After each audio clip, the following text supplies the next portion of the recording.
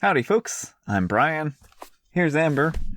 And here's some Reddit. Our first story is titled, Am I a Jerk for Not Taking in My Brother-in-Law Who Peed on My Stuff and Blamed My Cat? I'm a 29-year-old female, and my husband, Ted, is a 34-year-old male, and we've been together for 10 years. We met early in college and dated all throughout. I graduated before him and took a semester for traveling while he finished so we could move to another state. He ended up having to repeat some classes, so when I came back, we couldn't move yet, and I had no place of my own. So I moved in with him and his roommate/brother, Ash, a 32-year-old male, while Ted finished his school. Before moving in, I made sure that Ted cleared it with Ash that I was bringing my male cat with me. They had a dog who was old, but Ash said he was fine with it. About 3 weeks after moving in, I started noticing that our bedroom started to smell a lot like pee, and we couldn't figure out where it was coming from. My cat is toilet trained, so I knew it wasn't him, and our dog couldn't go into our room because it was on the second floor and he had hip problems. I started finding our clothes on the floor that smelled like pee. I asked Ted, and he said he had no idea. After 3 months of frustration, and this happening about 2 times a week, I asked Ash if he was bringing the dog upstairs, and he said no. At this point, I'm fed up. I stopped leaving clothes anywhere, but I was still finding pee in my shoes, my pillows, and things like that. After breaking down one day, Ash suggested that it was my cat marking his territory, as male cats are known for doing that. And he said that made sense as it was only my things, and it was a new place. If any of you all have cats, you know that cat pee smells differently than human pee. I trusted my cat with my whole heart, so I set up a camera in our room. I was paying rent and my boyfriend knew about it, so I figured it was the only way to figure out where the pee was coming from. Lo and behold, Ash was coming into our room and peeing on my stuff. When I saw the video, I packed my things and my cat, and I went to stay with a friend until Ted finished college and we moved. When all this happened, I refused to confront him because ew, and Ted dealt with that. I haven't really spoken to Ash since, and he was the best man at the wedding, but we tend to keep clear of each other at family gatherings and such. With the pandemic, Ash lost his job and his apartment and is honestly struggling financially. He asked if he could move in with us, and I honestly don't want to because he peed on my stuff. He was 25 years old when it happened. He's grown now. Now their whole family is calling and texting me and saying I'm a jerk for leaving him homeless in the middle of a pandemic, but it wasn't their stuff getting peed on. Am I the jerk? I'm holding a grudge because he peed on my stuff. But he's losing his home, and his cat deserves a home, but it was made very clear that I cannot just take his cat and leave him to the elements. I know I'm justified, but now Ted has said that he couldn't do that to his brother, and the job market here is better for his type of job. Well, that one was a very peculiar one. I've never heard of someone peeing on someone else's stuff like this. Yes, well, down in the comments, she mentions that it was because the brother, I guess the two brothers used to be really close, and then one brother starts dating her and is not spending as much time together, so he was trying to chase her out of the house by peeing on her stuff, essentially. Yeah, and that's a really weird way of handling that. Yeah. Now, another thing that was in the comments is that it mentioned that he had gone to therapy, that Ash has gone to therapy since, and that part of that reconciling process was to kind of get back in contact with Ted, and because Ted was actually estranged from him for some time, too. So this whole situation is just bonkers, if you ask me. Don't pee on people's stuff. Yeah, like, the thing is, it's great if Ash has made positive improvements in his life, but that doesn't mean that Opie has to forgive him for the hurt he caused. And I think it's a reasonable boundary to not want someone in your home who peed on your stuff. And it doesn't sound like he's ever really tried to make amends with her. He just kind of avoids her. And I get he's embarrassed because, like, that's a really immature way of handling, hey, I want my brother around more. I don't like having you here. Yeah. Well, what kind of boggles me is it sounds like they got married after this incident, right? And he was the best man? Well, a lot of times people have family members in their wedding party just because it's kind of the expected thing. Yeah, but also, like, how did that one get through the veto? I don't know. Yeah. Like, I wouldn't want to have had him as the best man in No. that case, you know? It sounds like this is a really complicated situation. My opinion is, like, while the job market here is better, and another thing that was in the comments was that apparently the rest of his family is on the West Coast and they're on the East Coast. And that's part of the reason why his family doesn't want to take him in, is because the job market's better on the East Coast for what he's doing. But that isn't her problem. Right, exactly. Like, this is kind of a beggars can't be choosers situation, I would say. Yeah. Like, he made some very poor choices, and he has to live with the consequences of his actions. He can't just expect OP to let him in now. And it's not like he has no options. Like, Yeah. he does have the family on the West Coast, and it would be an upheaval. Mm-hmm. But again, he made some very poor choices. It doesn't sound like he's ever really tried to make amends for these really poor choices. Yeah. And so it's not OP's responsibility to just let him move in if she's not comfortable with that. Yeah, I agree. So, no, I don't think OP's a jerk here. I don't think that you're a jerk for not wanting to take the person in who's never made an attempt to apologize for peeing on your stuff. One thing I wonder about, because he says, like, he peed on her shoes, like, were those expensive shoes? Did he make any means? Because, like, clothes, you probably can put through the washer and they might be okay, but, like, how are you going to clean shoes? Yeah, so, like, did he ever... And the pillows and the everything. Well, I mean, this went on for 3 months. Yeah. 3 months is a really long time to be peeing on someone's stuff. Yeah, twice a week for 3 months. There's a lot of stuff getting peed on. Yeah. And, like, probably she was out a little bit of money for some of the stuff, too, I imagine. Like, again, I'm not going to want to wear shoes that someone peed in. Yeah. If they're like sneakers or something. Like, those aren't easy to clean. Yeah. So, yeah, I feel bad for Ash for the homeless aspect of it. Right. And that's about it. It's like, but I honestly don't know that OP is should be forced to take him in either. Right. I think this is, again, one of those situations where, yes, Ash is in a bad situation and he's hurting and he deserves support from his family, but with what he's done to OP, she doesn't have to be part of it. I think it's a reasonable boundary to set up. Yeah. Our next story is, am I the jerk for calling my daughter out for breaking the pinky promise marriage pledge? I am an incredibly devout Christian woman with what I thought was an equally committed Christian daughter who is 28. I was proud of her for so long. She is a physical therapist, a youth leader, and preached the importance of following the word of Christ her whole life. She has started seeing a new man her age that seemed to be very wholesome when I first met him. When she was in college, the Pinky Promise movement was founded. The movement was started by a spiritual leader, Heather Lindsay, and relies on the promise of absolute abstinence until marriage. The goal is to help both Christians honor God through their bodies and refrain from premarital kissing, fornication, pornography, and other adult activities outside the blessing of marriage. I got my daughter to take this pledge. She was hesitant, but ultimately agreed. I thought she would live up to this pledge until I overheard her talking to her cousin this Christmas about the man she had been seeing. My daughter made a comment about how their adult activities were mind-blowing, which left me stunned. I assume she said this because she was embarrassed to admit to her cousin that she was a virgin still, since that is sadly uncommon this day and age and a source for peer pressure even among adults. I talked to my daughter about it on New Year's.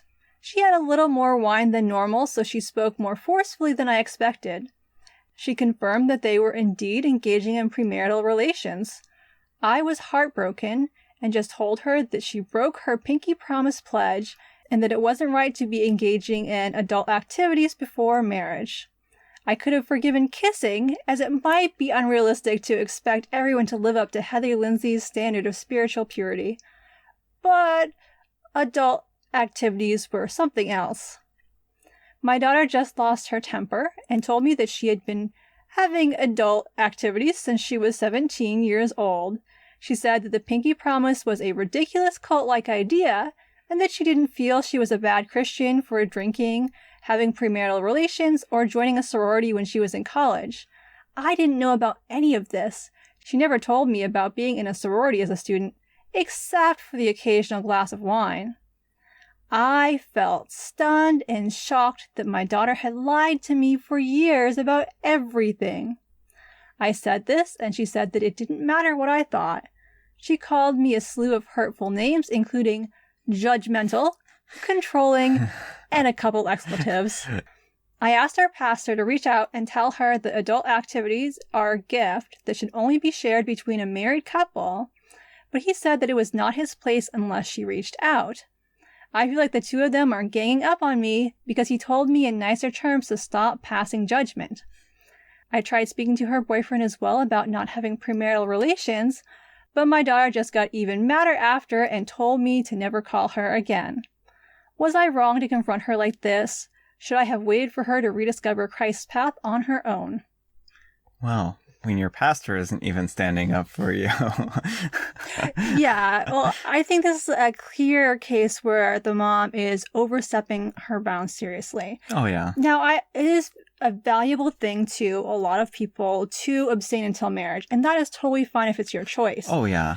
But I think the problem is trying to enforce this on other people. Oh, yeah. Because there's all kinds of self-identified Christians who that's not an important thing for them, you know, and everything that, the daughter is acting in ways that sound completely compatible with being a devout Christian, you know, is taking an active role in her church. So I think acting like she's not a committed Christian because she doesn't want to do this one thing that you kind of forced her into doing is a bit of a problem. Yeah, I think, again, there are, like what you were saying, there are people who have different beliefs than you. And even inside of Christianity, there are a lot of people who have a lot of different beliefs. It's a very wide spectrum of beliefs. And if her personal beliefs are that this is fine and that she's all right with this, and she's thinking that this is, and she still is leading a life where she believes that she's doing good by her religion, then, you know, I don't see that this is a problem. And it's very common among Christians today not to abstain until marriage, you know. So OP's view here is in the minority. And again, it's totally fine if she wants to practice and live her life in that way. But I think the pastor really makes it clear that, like, it's not your place to judge other Christians, you know. It's not like she's doing anything that's hurtful to anyone else. She just has a slightly different interpretation of what it means to be a good Christian. Yeah. And she's 28. She's also 28. I mean, I think some of this, the abstinence until marriage ideas can be hurtful to teens too, because it can give them some unfortunate ideas. But especially, she's 28 years old. She's a full-grown adult. It's time to let her live her life and make her own choices. And if the things you're really afraid of are that she's having premarital relations and was in a sorority in college and drinks sometimes, like...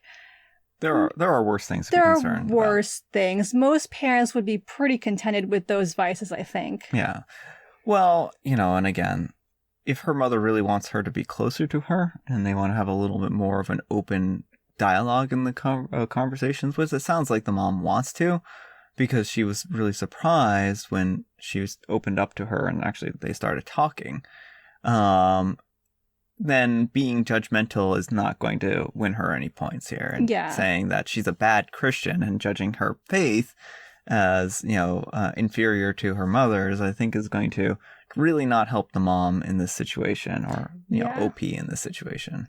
Well, and that probably is why she hasn't opened up for all this time. You know, why you're finding only about it now is because it sounds like, you know, you pushed her into this pinky promise pledge that she didn't really want to do, and have had kind of this overbearing presence trying to push her down your specific path of Christianity. And that's probably put a wedge between the two of them. Yeah, which is too bad. Our next letter is titled, Am I a jerk for telling my wife I'm not going to praise her for doing what she's supposed to do? My wife has never really been a clean person. She's very much the no reason to clean until it's dirty type. She's also super slow when she cleans, and she doesn't do it all at once but over the course of several days. Because of this, the house is always messy. It was a freaking disaster over these past few days, and she finally decided to start picking up while I was in bed, I guess. When I came out, she had some of the house cleaned up, but there were still some dishes in the sink, and the trash wasn't taken out. And there was still clutter on the counter, and there was another load of laundry to be done. But she acted all proud of herself when I came out, and she was like, "The house is looking nice, huh?" I told her that it still looks worse than what it should look like, and then she got all offended and said that she worked hard to try getting it to look nice, and at least I could agree that it is. I told her I'm not going to praise her for what she's supposed to be doing every day, especially when she didn't even do it right. She got mad and said, well, if it's not good enough for me, I can do it myself. And then she went into the room, and now she won't talk to me or finish cleaning. Am I the jerk? Yes. What is their chore distribution? That's what I was wondering. It sounds like the wife is expected to do all the chores, and he just is like the chore overlord. Like, You're not doing this to my standards. Yeah, I haven't actually read any of the comments on this one, so I don't know if he actually comments anywhere. But it's a little odd that he's complaining about her cleaning and making it sound like it's her sole responsibility. I'm wondering if they have some kind of like arrangement where if she stays home or something like that. I don't know. Yeah, well, the thing is, different people have different ideas and standards of cleanliness, and different people have different methods for cleaning. Yeah. And if you're not participating in the cleaning process at all, because even if the wife was staying home or something, there's still no reason why OP couldn't pitch in some of the time. Yeah. I'm not saying he couldn't. Oh, no, I'm just kind of, so if you're always complaining about the way that she does things, but you're not willing to pitch in, like, that's not a very good or helpful way of doing things. Like, if it's not living up to your standards, then maybe it's time for you to pitch in, because it sounds like she's trying her best, you know? It sounds like she did a lot of cleaning. She did at least one full load of laundry, because you said there was still a load of laundry to be done. And, like, she was doing a bunch of stuff. It just wasn't fast enough for you. Yeah. So. Yeah. OP is retired and does not work, and she actually has a part-time job and takes care of 2 kids. Oh my goodness, this like only makes it so much worse. OP is, I mean, I thought he was a jerk before, but I assumed she stayed home and he worked. But, oh my goodness.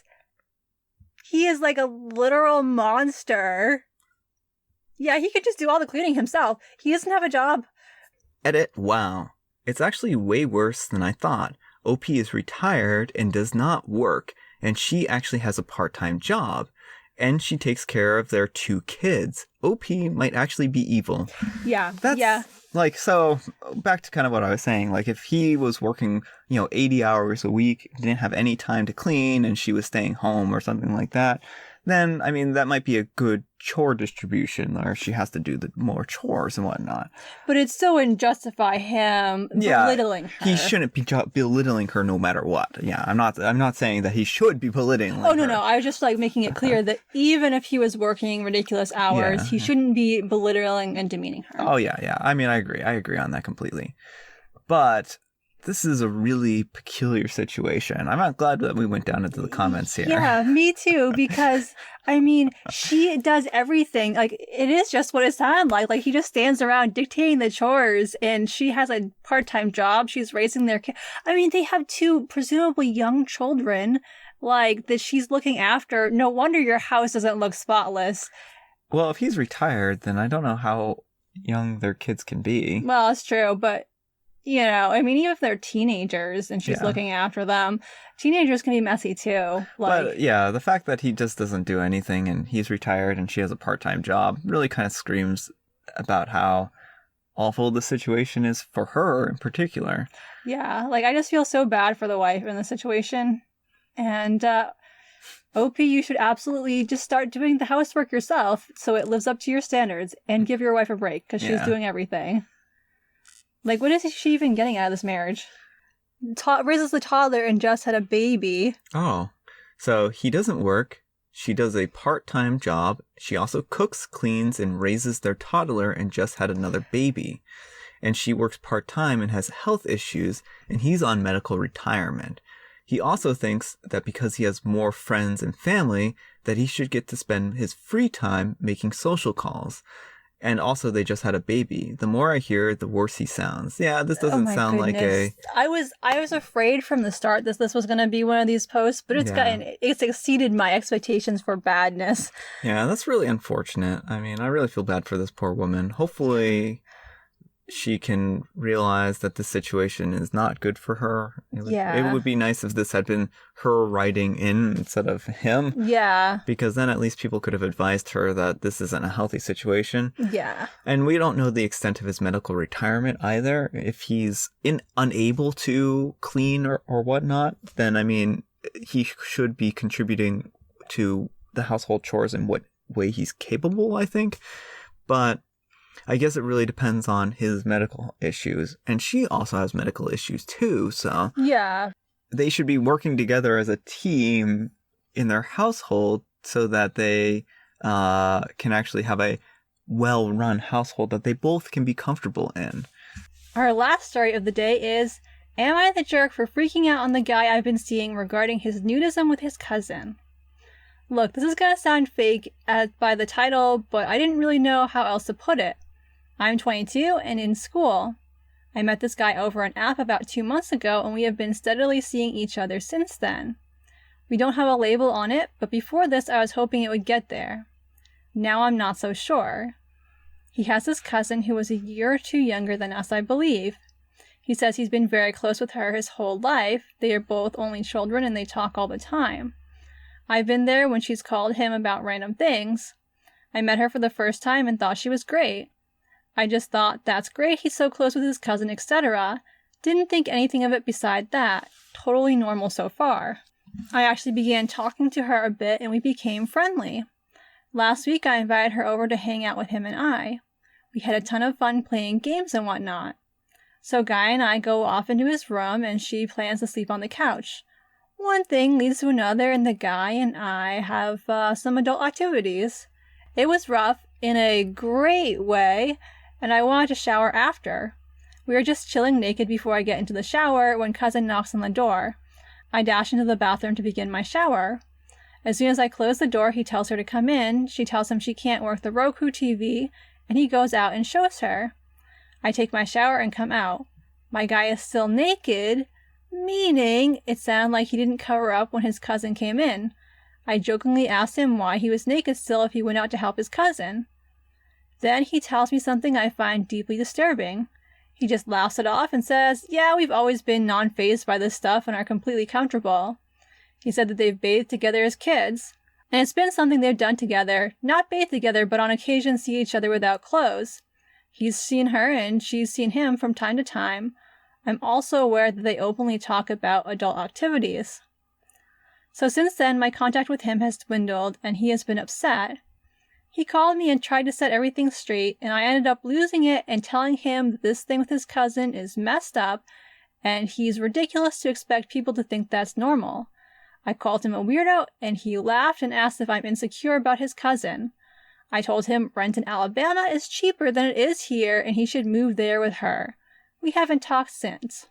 Was I a bit too much for my outburst? Yes. Well, yeah, I think certainly people have different comfort levels with certain things, and it doesn't sound like there is anything going on between the cousin and the former boyfriend. Well, I guess whatever the relationship was. Right. And if you've seen your cousin naked and you kind of view them in a, very platonic way, and this was something that was normal for them, then I can understand why they would feel, comfortable around each other if he didn't have clothes or something like that.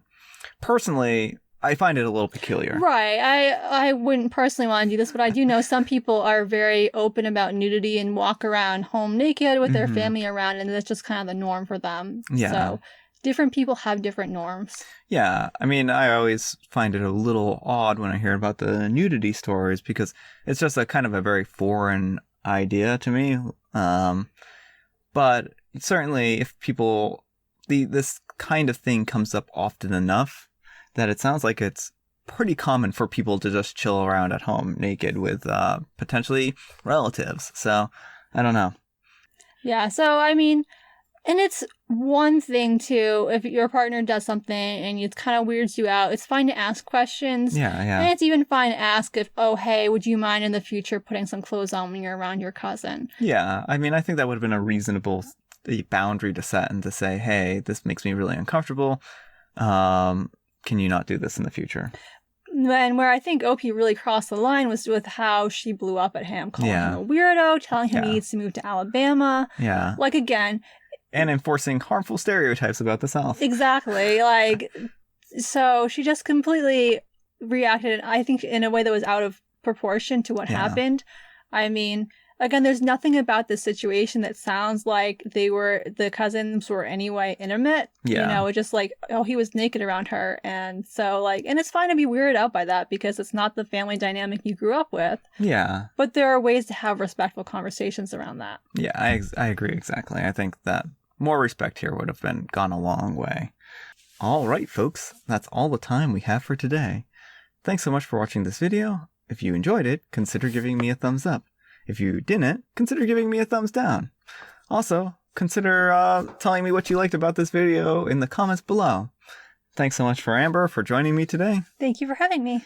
There will be a link up here to her channel, so if you're interested in seeing some of Amber's content, she does Reddit every week, and so, well, twice a week now. And so there's, some more content there. So thanks so much for watching, and I'll see you all tomorrow. Bye. Let's see. I'm sorry, 1 second. I just have to really contain myself.